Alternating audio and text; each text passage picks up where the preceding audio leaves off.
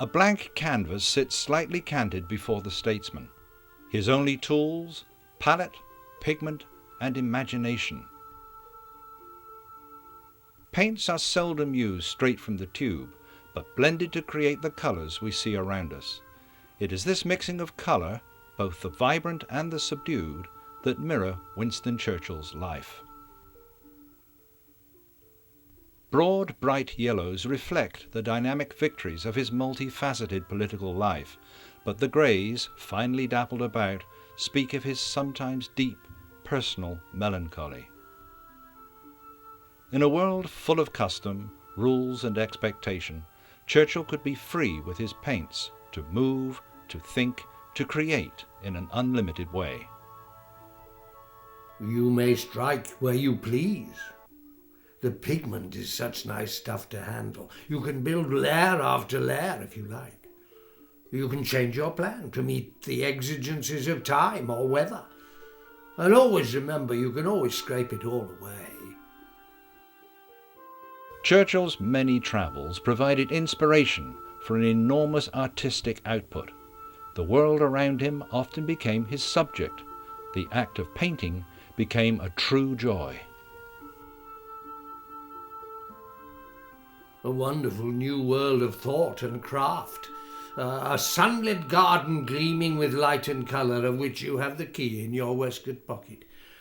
A joyride in a paint box. And for this, audacity is the only ticket. Churchill took his paints wherever life took him. Much as he loved his home at Chartwell, he would never have been content to remain there. It was the anchorage, waiting to welcome his return from voyages of exploration and regeneration, fascinating journeys that almost always included paint.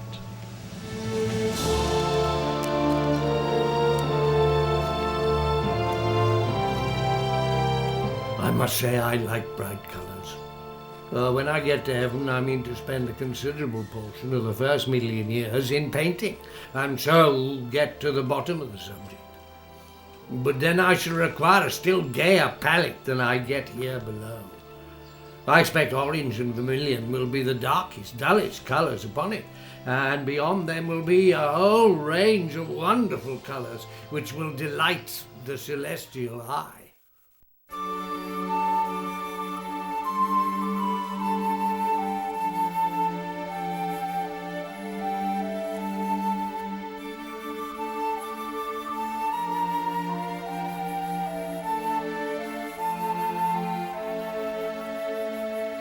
Despite Churchill's declaration that a day away from Chartwell was a day wasted, he had a need to leave from time to time.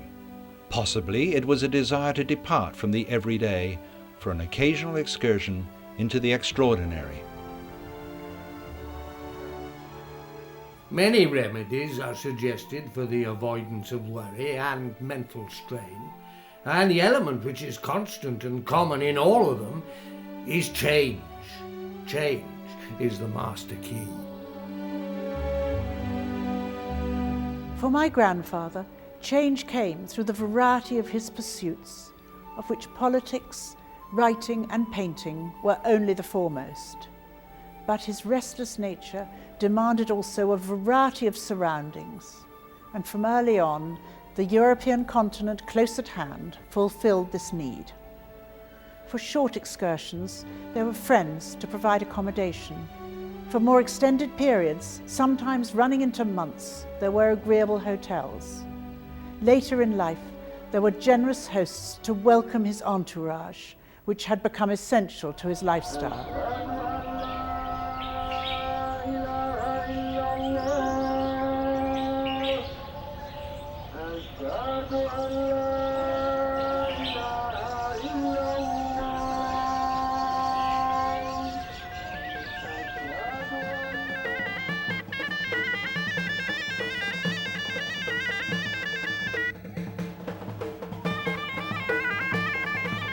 Of Churchill's many travels, it would be exotic Arabian Morocco that would repeatedly capture his heart and provide him with a perfect setting to write and paint.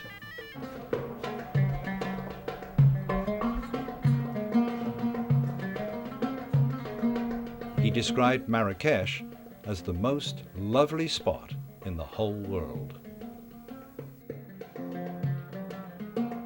On the 24th of January 1943, the 10-day wartime conference at Casablanca, involving Winston Churchill and Franklin Roosevelt and their staffs, came to an end. The future strategy of the war had been mapped out. Churchill now planned to spend a few days in Marrakech, and he persuaded President Roosevelt to accompany him. You cannot come all this way to North Africa without seeing Marrakech. Let us spend 2 days there. I must be with you when you see the sunset on the Atlas Mountains.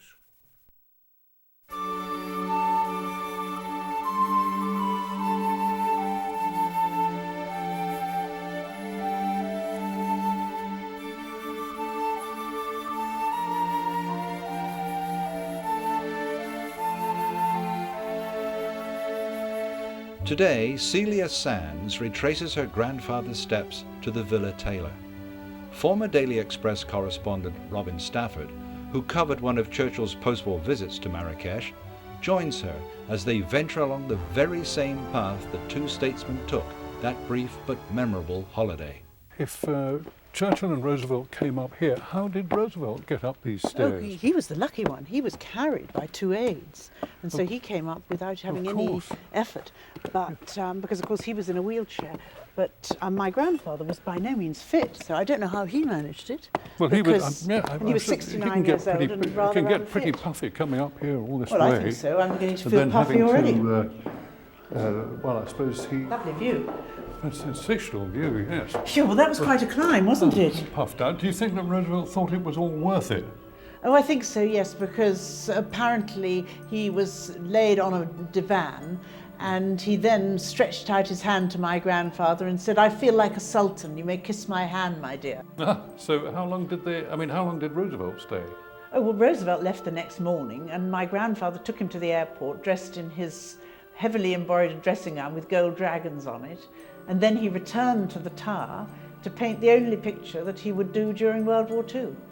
So, did your grandfather ever come back to the villa again? Oh yes, he did. Later that year he came back for a much longer stay, and he stayed for about 3 weeks because he'd got pneumonia when he was visiting the battlefront, and so he had to recover from that. And then, so what happened to the villa itself? Well, tradition has it that Mrs. Taylor, who was a staunch Republican, was absolutely enraged that Roosevelt, a Democrat, had slept in her bed. That immediately after the war she put the villa up for sale. And the bed, presumably. And presumably the bed, and she was also absolutely furious because then she tried to buy the painting that my grandfather had done from the Tower and was told that he'd given it to Roosevelt. So she was a pretty upset lady. Two-time loser and shouldn't have let politics get into it. Do you think it's going to be more difficult to go down getting down than should up? be easier than getting up.